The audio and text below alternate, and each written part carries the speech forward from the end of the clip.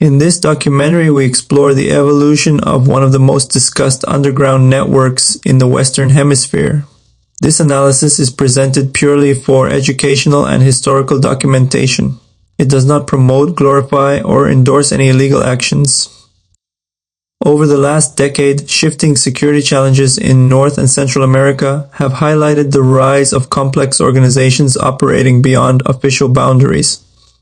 Among these, one network from central Mexico has gained notable attention from global law enforcement, scholars, and policymakers.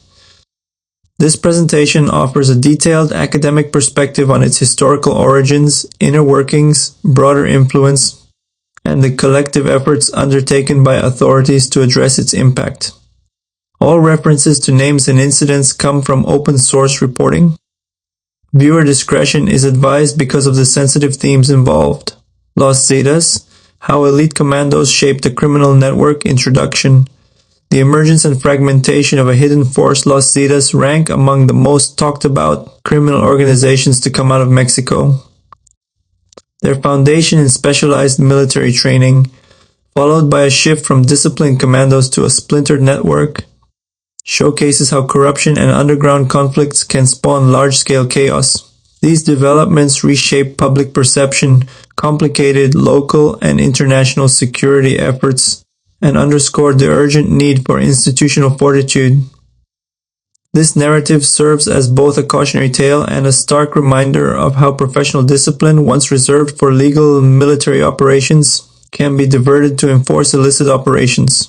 By examining the group's early formation, their militarized strategies, their break from the Gulf Cartel, and their ultimate dissolution into various sub-factions, observers gain crucial insights into modern criminality and the institutional changes necessary to counter it.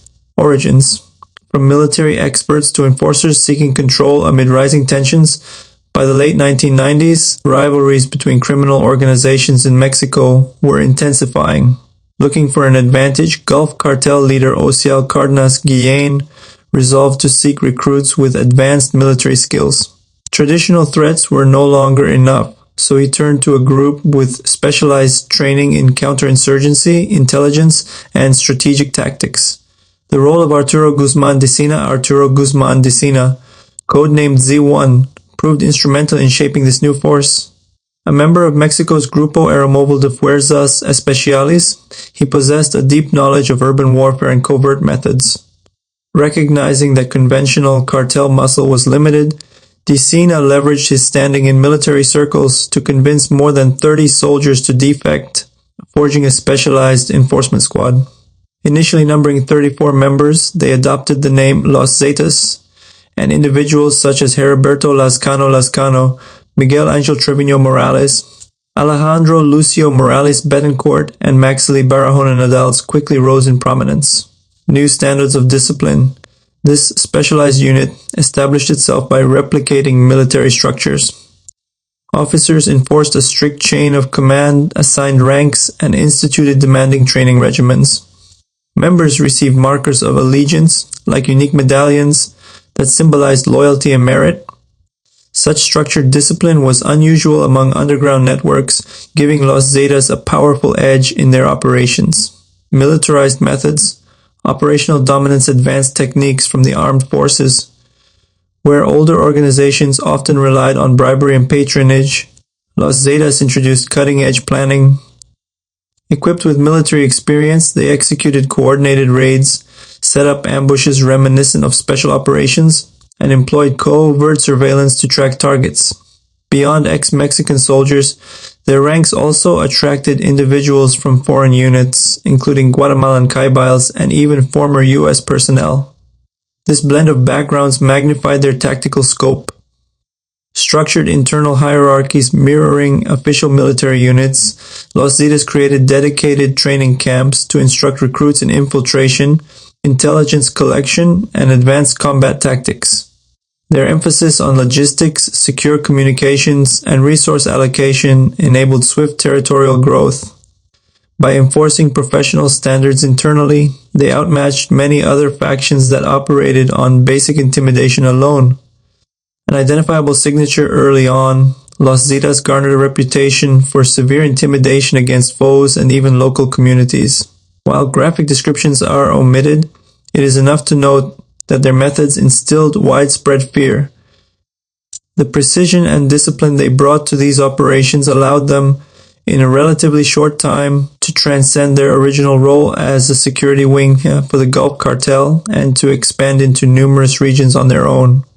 Breaking away in rapid expansion leadership shifts, after the death of Arturo Guzman de Sina in 2002 and the capture of Osel Cardenas Guillen in 2003, Los Zetas took steps toward independence. Under Heriberto Lazcano, they grew more autonomous. The final split with the Gulf Cartel happened in February 2010, forever altering the balance of power among Mexico's underground networks. Territorial ambitions. From roughly 2008 to 2012, Los Zetas advanced at a remarkable pace, establishing footholds in numerous states: Tamaulipas, Coahuila, Nuevo León, Veracruz, Zacatecas, Quintana Roo, Oaxaca, Guerrero, and others. At one juncture, they threatened to overshadow competing factions like the Sinaloa cartel, igniting a brutal contest for dominance. Notable incidents with far-reaching impact. During this interval, Los Zetas became associated with multiple high-profile events that aimed to foster fear. 1. San Fernando tragedies. Over 265 migrants were killed, highlighting the danger posed to vulnerable groups. Monterrey Casino incident. 52 individuals lost their lives when armed individuals attacked a local gambling hall, drawing global attention. 3. Allende incident. In a wave of retaliation, an estimated 300-500 civilians were killed in the area, exposing systemic failures and corruption at various levels. Consequences for communities. These large-scale actions amplified public dread. Residents lived under perpetual threat, media outlets faced intimidation, and civil society felt the strain of unchecked aggression. Non-governmental organizations chronicled an alarming surge in extortion, forced disappearances, and disruptions to daily life. Such turmoil intensified calls for more robust security policies and institutional checks. Diversification into multiple ventures and international connections beyond banned substances. While their origins lay partly in controlling the clandestine trade of controlled substances, Los Zetas steadily broadened their revenue streams. Their interests spanned unauthorized activities like human smuggling, systematic extortion, digital piracy, and illicit resource diversion, especially of fuel. Through compromised local systems and clandestine deals, they established a multi-layered network poised to infiltrate legitimate industries, forging alliances abroad to extend their global influence. Los Zetas sought partnerships with an array of overseas organizations, among them certain Italian networks, including segments of the Ndrangheta. South American entities such as Colombia's Los Rostros and Venezuela's so-called Cartel of the Suns. Central American groups like MS-13 and Barrio Azteca, which cooperated on smuggling routes and logistical support. These alliances extended Los Zetas' activities into North America, Europe, and Central and South America. Within the United States, cells operated in states like Texas, California, Oklahoma, and Illinois. They cultivated relationships with local contacts, managed clandestine finances, and facilitated the movement of banned substances. Internal turmoil and factional splits mounting internal discord. Despite ascending to a peak of influence, Los Zetas soon experienced inner divisions. Heriberto Lazcano was lost in 2012, followed by the capture of Miguel Angel Trevino Morales in 2013. His brother, Omar Trevino Morales, briefly assumed leadership, but his arrest in 2015 inflicted further instability on the organization. Emergence of rival splinters. As Central Command eroded, new factions vied for territory and revenue. 1. Northeast Cartel, concentrated around Nuevo Laredo, resisting rival incursions. Old School Zetas, consisting of original members who aimed to preserve the group's foundational structure. Los Talibanes, another breakaway faction contesting strategic routes crucial for unauthorized enterprises. With the overarching brand weakened, these localized offshoots now operate somewhat independently, posing significant hurdles for government agencies attempting to dismantle them. Corruption and institutional weakness. Focus on Tamaulipas' deep penetration of public offices. One factor that prolonged Los Zetas' power was their ability to infiltrate official institutions. Tamaulipas stands out with several governors, Tomas Yarrington, Eugenio Hernandez Flores, and Manuel Cavazos Lerma, accused of facilitating illicit operations. These allegations fueled public distrust and hinted at an entrenched culture of collusion. Large-scale prison breaks. Some of the most glaring examples of compromised institutions appeared in prison escapes involving dozens, sometimes over 100 detainees. Key instances include Matamoros, 40 people walked out without much opposition. Reynosa, around 85 individuals fled custody. Nuevo Laredo, roughly 141 detainees escaped in one incident. Piedras Negras, more than 130 inmates left the facility under suspiciously lax conditions. Such escapes suggested collusion between officials and outside accomplices, underscoring the overall lack of accountability. Underpaid or ill-equipped local police were often coerced or persuaded to cooperate.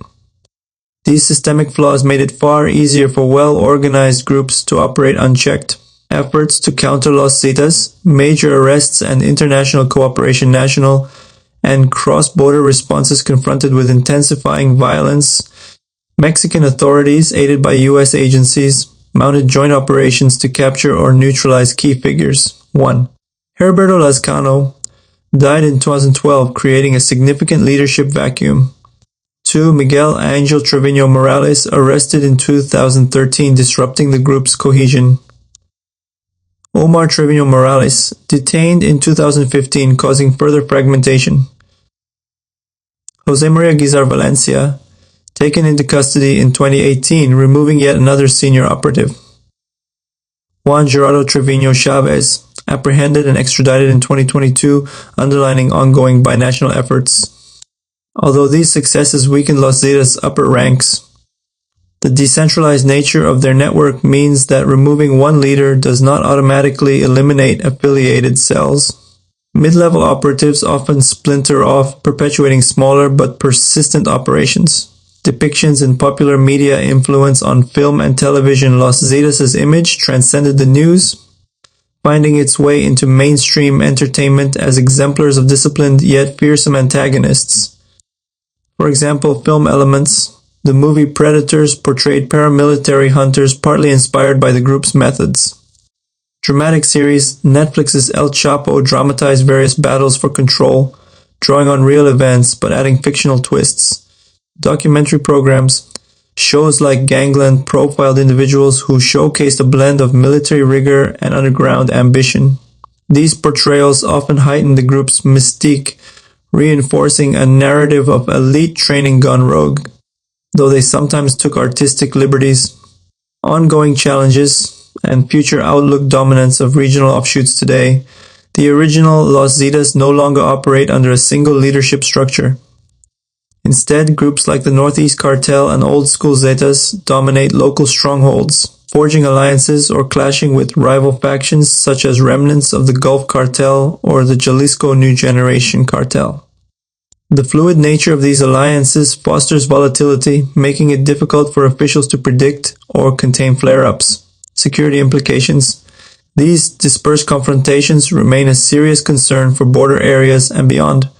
Fragmentation has not diffused the underlying threat. Rather, it has led to multiple smaller conflicts, each with its own leadership and tactics. Such a dispersed system can be harder to dismantle since it has no single point of failure. Pathways to resolution. Analysts stress that tackling this issue demands comprehensive institutional reform. Transparency, stronger oversight, and fair compensation in policing can reduce corruption. Social welfare initiatives and employment opportunities may lessen the appeal of underground networks. On an international scale, tackling illicit finance, strengthening extradition treaties, and refining intelligence sharing strategies remain vital. Reflections. Lessons from a fragmented empire. Importance of institutional integrity. Los Zetas' evolution reveals how top-tier military skills can become a destructive force when they fall into the hands of criminals or are exploited by institutional weaknesses. The unchecked spread of their influence underscores the need for robust checks and balances. Officials in positions of authority must be held accountable and shielded from coercion, reinforcing the rule of law at every level. Cross-border coordination. Because Los Zetas forged international relationships, a single-nation response proves insufficient.